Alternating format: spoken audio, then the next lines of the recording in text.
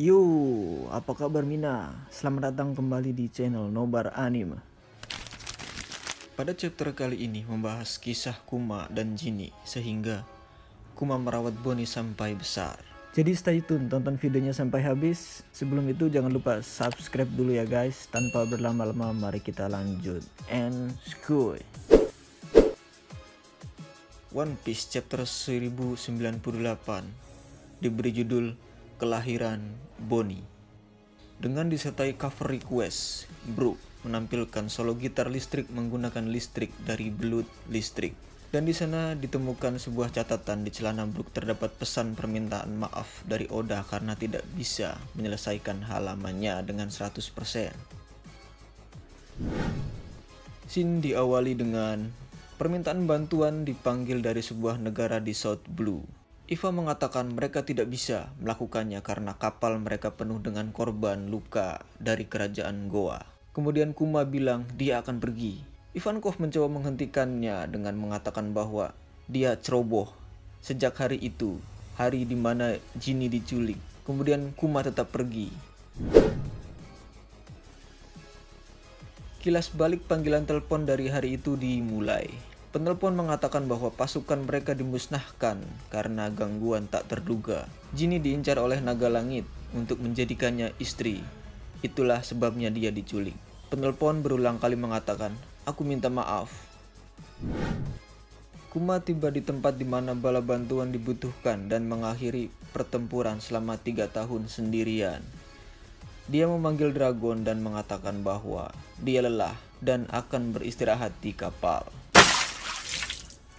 Narator berkata, 2 tahun telah berlalu sejak penculikan komandan pasukan revolusioner Jinny. Ada bayi menangis di latar belakang.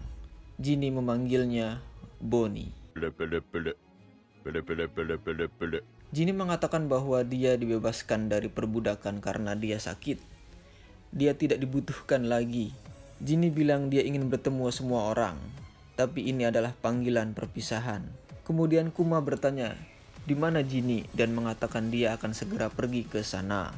Jinny bilang dia tidak ingin Kuma datang menemuinya. Jinny berterima kasih kepada Dragon dan Ivankov dan berkata, jaga Kuma yang sangat baik hati.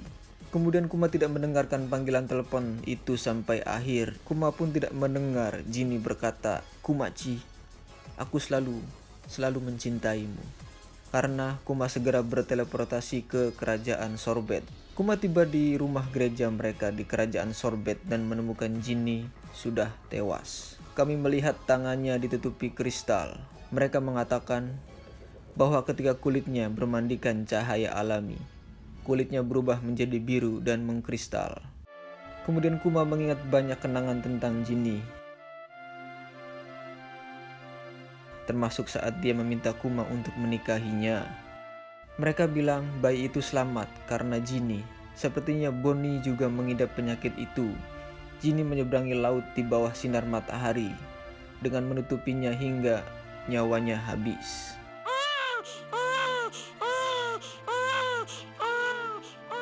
Kuma berkata, tenanglah Jinny, aku akan membesarkan anak ini.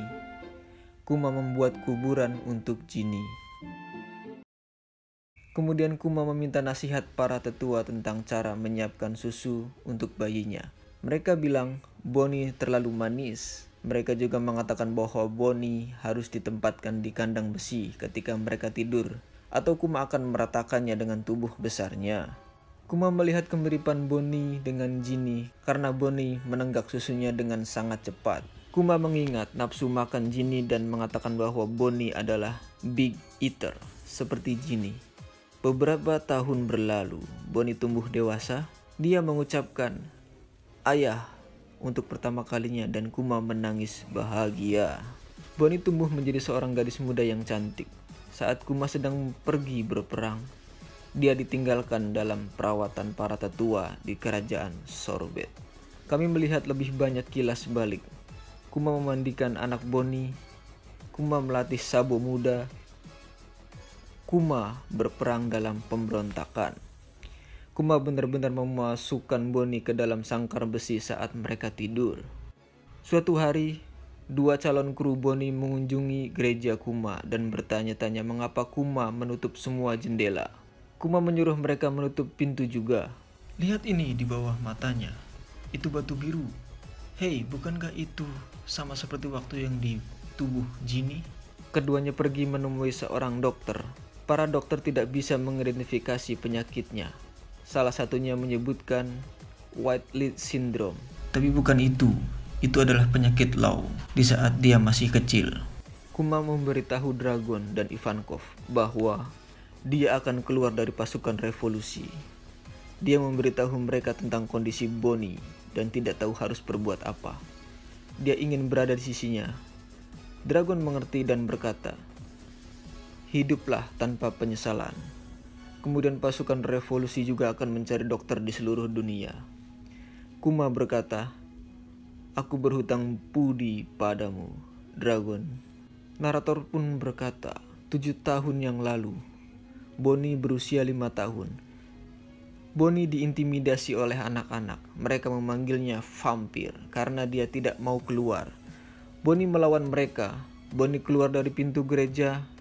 Kuma memanggil Bonnie dan menahannya agar tidak keluar dari gereja karena khawatir akan penyakitnya.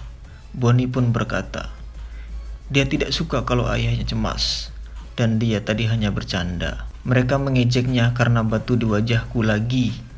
Apa ini sungguh seaneh itu? Kuma mengagetkan Bonnie dan berkata, mereka cuma iri karena kau punya permata yang cantik. Tentu saja ayah suka sekali. Bonnie pun tersipu malu. Kuma bertanya pada Bonnie, jika penyakitnya sudah sembuh, kemana dia akan pergi berlibur? Bonnie bilang dia ingin pergi ke Sky Island. Kuma bertanya, ada pulau langit? Bonnie bilang dia membacanya di buku. Dia ingin pergi ke sana karena dekat dengan matahari. Dia bilang Nika mungkin ada di sana dan Kuma mungkin senang. Kuma mulai menarikan irama genderang pembebasan dan mengatakan mereka akan pergi ke sana ketika Bonnie berusia 20 tahun. Dia bertanya kemana dia ingin pergi ketika dia berusia 19 tahun. Bonnie menjawab, Pulau Manusia Ikan. Seorang dokter memberitahu Kuma bahwa penyakit Bonnie disebut Sapphire Scales. Ini adalah penyakit yang tidak dapat disembuhkan. Dokter mengatakan ini adalah penyakit yang sangat langka. Semua cahaya alami, sinar matahari dan cahaya bulan akan membuat tubuh menjadi batu. Sekalipun semua lampu padam sepenuhnya, perkembangan penyakit akan terus berlanjut seiring berjalannya waktu. Dokter mengatakan bahwa hidup Bonnie hanya tinggal 5 tahun lagi. Dia akan mati ketika dia berusia 10 tahun. Kuma terkejut dengan berita ini. Dia tidak tahu harus berbuat apa. Dia kembali dan dikejutkan oleh Bonnie. Bonnie mendengar kata 10 tahun dan bertanya kepada Kuma tentang apa itu. Kemudian Kuma berbohong dan mengatakan kepadanya bahwa dokter mengatakan bahwa penyakitnya akan sembuh ketika dia berusia 10 tahun. Kuma mengatakan dia sedih karena itu akan memakan waktu lama. Tapi Bonnie senang dengan mengatakan dia akhirnya akan melakukan perjalanan bersama ayahnya. Kuma berbohong lagi dan mengatakan kepadanya bahwa dia akan disembuhkan ketika dia berusia 10 tahun. 1 tahun telah berlalu. Mimpi buruk telah datang sekali lagi di kerajaan Sorbet Kingdom.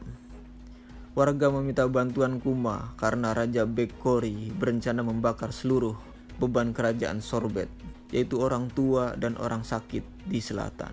Mimpi buruk 16 tahun lalu akan terulang kembali. Mereka bilang, dia bukan manusia dan sudah mulai membunuh banyak orang. Disertai catatan akhir, mimpi buruk tidak pernah berakhir. Sekian ulasan manga chapter 1098. Terima kasih telah menonton.